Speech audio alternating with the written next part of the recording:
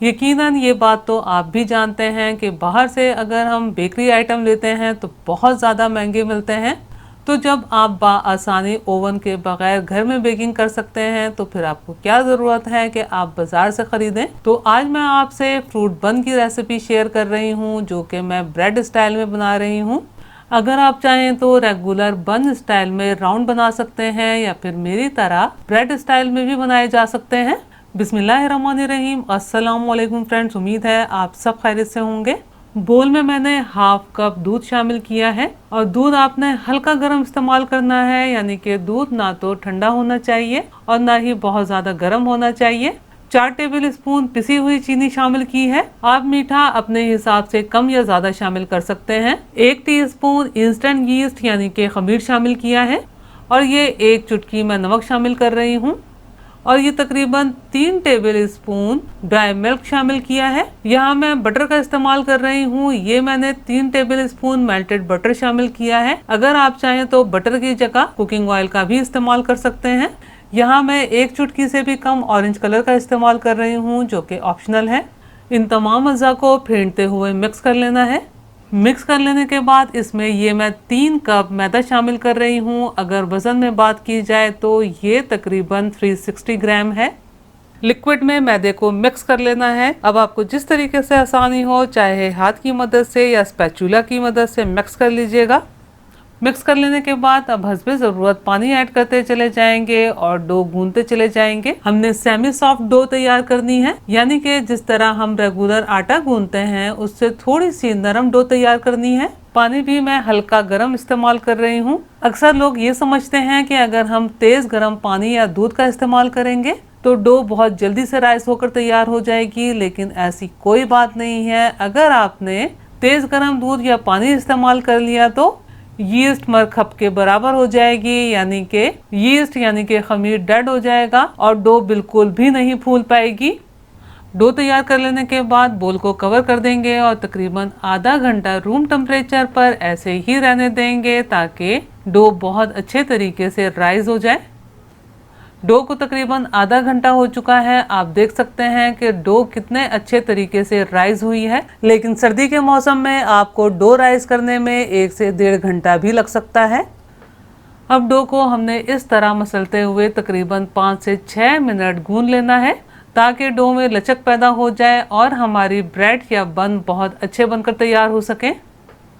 ये हमारी रिक्वायरमेंट के हिसाब से डो बनकर तैयार है। अब हमने क्या करना है, डो को इस तरीके से फैला लेना है और ये मैंने लाल और हरे रंग की अशर्फियाँ ली हैं, जिन्हें मैंने छोटे छोटे पीसेस में कट कर लिया है और इन अशर्फियों को टूटी फ्रूटी भी कहा जाता है।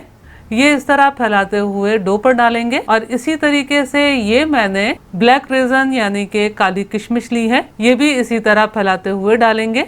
ये तीनों अज़ा मैंने 2-2 टेबल स्पून शामिल किए हैं। आप अपने हिसाब से कम या ज़्यादा शामिल कर सकते हैं। आप ये बन या ब्रेड काली किशमिश के बगैर भी बना सकते हैं। अब इस डो को 1 से 1.5 मिनट मज़ीद गूंद लेना है ताकि तमाम अज़ा डो में पेनिट्रेट हो जाएं। आप देख सकते हैं कि ये हमारे पास कितनी थोड़ी सी डो बनकर तैयार हुई है, लेकिन हम इस डो से 8 अदद फ्रूट ब्रेड या फ्रूट बन तैयार कर सकते हैं। अगर आप 8 अदद फ्रूट बन या ब्रेड्स बनाते हैं तो अच्छे खासे बड़े साइज़ के बन जाते हैं, लेकिन अगर आप थोड़े और बड़े बनाना चाहते हैं तो 6 अदद भी बना सकते हैं। ये मैंने 8 अदद पेड़े बना लिए हैं। अब यहाँ आपके पास 2 ऑप्शन है। अगर चाहें तो इसी तरह 20 से 25 मिनट राइस होने दीजिए और फ्रूट बन बना लीजिए। अगर फ्लैट बनाना चाहें तो फ्लैट बनाइए। इस तरह से ये हमारे पास फ्रूट ब्रेड बनकर तैयार हो जाएगी। तो यहाँ मैं फ्रूट ब्रेड बना रही हूँ। पेड़े को खुशके की मदद से लंबाई के रुख में बेल लेना है और फिर सेंटर से कट करते हुए 2 पार्ट्स में डिवाइड करना है और ऊपर के सिरे को जुड़ा रहने देना है। अब दोनों पार्ट्स को इस तरह से ट्विस्ट करना है। दोनों पार्ट्स को ट्विस्ट करने के बाद इन्हें आपस में इस तरह से ज्वाइंट करते हुए ट्विस्ट कर लेना है। अब जिस तरीके से हम पराठे बनाते हैं, सेम इसी तरह से ये जो स्ट्रिप सी बनकर तैयार हुई है, इसे रोल कर लेना है। मैंने बेकिंग ट्रेस पर बटर पेपर सेट कर लिया है। अब इस पर ये ब्रेड्स रखेंगे और कवर करके तकरीबन 20 से 25 मिनट राइस होने देंगे। बस बाकी ब्रेड्स भी मैं इसी तरह से तैयार कर लूँगी। आप यकीन जानिए पतीले में बहुत अच्छी बेकिंग होती है। तो यहाँ मैंने 1 कप नमक पतीले की बेस पर फैलाते हुए डाला है और पतीले को कवर कर दिया है। अब मीडियम फ्लेम पर तकरीबन 7 से 8 मिनट प्री हीट होने देंगे। आप देख सकते हैं कि 20 से 25 मिनट में ये हमारी खूबसूरत ब्रेड्स राइज होकर कितनी बड़ी हो गई हैं। अब इनकी सरफेस पर एग वॉश की मदद से ब्रशिंग करनी है। ये मैंने एक अंडे की जर्दी में तकरीबन 1 टेबल स्पून दूध शामिल करके मिक्स कर लिया है।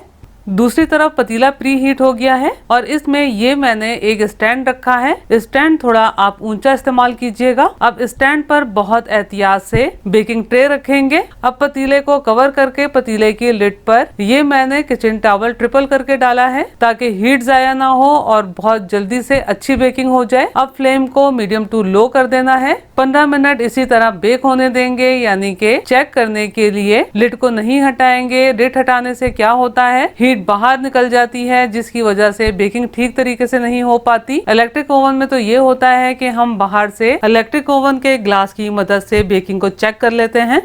ये बाकी ब्रेड्स भी राइस होकर तैयार हैं, जो कि मैं 180 डिग्री सेंटीग्रेड पर तकरीबन 25 मिनट इलेक्ट्रिक ओवन में बेक करूंगी। आप अपने ओवन की हीट के हिसाब से बेक कीजिएगा।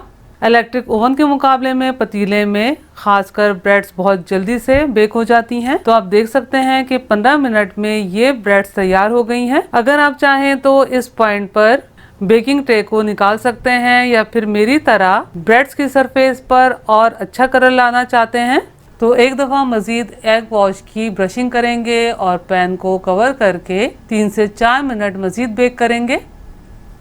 3 से 4 मिनट मज़ीद बेक कर दिया है। ये हमारी परफेक्ट फ्रूट ब्रेड्स बनकर तैयार हैं। आप ये मेरी रेसिपी ज़रूर ट्राई कीजिएगा और मुझे कमेंट्स करके ज़रूर बताइएगा कि आपको मेरी रेसिपी कैसी लगी। अगर आपको मेरा काम थोड़ा सा भी पसंद आया हो तो मेरी वीडियो को लाइक कीजिए, अपने दोस्त अहबाब में शेयर कीजिए, चैनल को सब्सक्राइब करना और बेल बटन को क्लिक करना बिल्कुल भी मत भूलिएगा। अल्लाह हम सब का दस्तरख्वान हलाल रिस्क से वसी तर फरमाए, आमीन। मुझे और मेरी फैमिली को भी अपनी दुआओं में याद रखिएगा। अपना और अपनी फैमिली का बहुत ख्याल रखिएगा। अगली रेसिपी की वीडियो तक के लिए अल्लाह हाफिज।